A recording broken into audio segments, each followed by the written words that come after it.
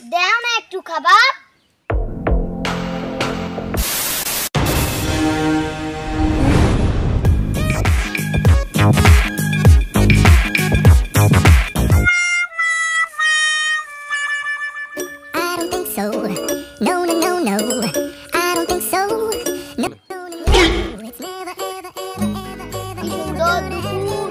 আলোয় চারপাশ ঝলমল করছে, এমন সময় কি করছো তুমি?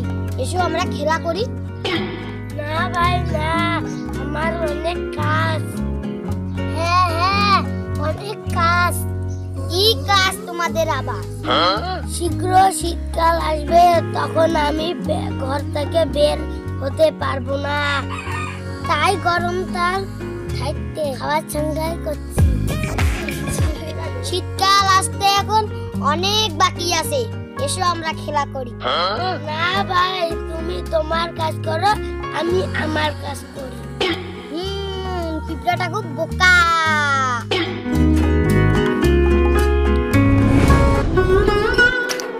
দেখতে দেখতে শীতকাল এসে গেল, সূর্যের তাপ কমে গেল, চারপাশ কুয়াশায় ভরে গেল। তখন ঘাস ফড়িং আর খাবার খুঁজে পায় না, ফেলতেও পারে না। না না না, পেটের ক্ষুধায় সে এদিক সেদিক ঘুরে বেরোতে থাকে, কিন্তু কোথাও পায় না।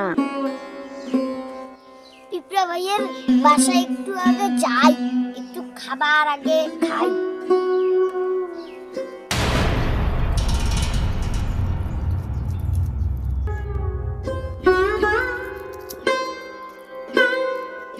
পিঁপড়া ভাই আমার খুব খিদে পেয়েছে, আমাকে একটু খাবার দিবে?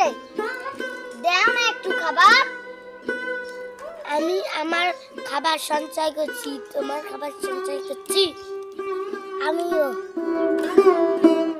তুমি গরমকালে খাবারটাই কেন সঞ্চয় করো নাই কেন?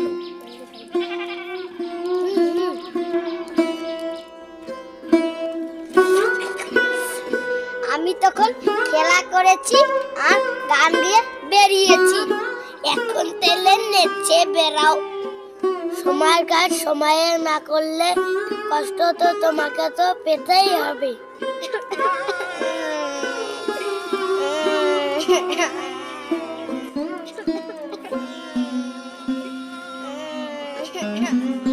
এই না, সময়ের কাজ সময়ে করো।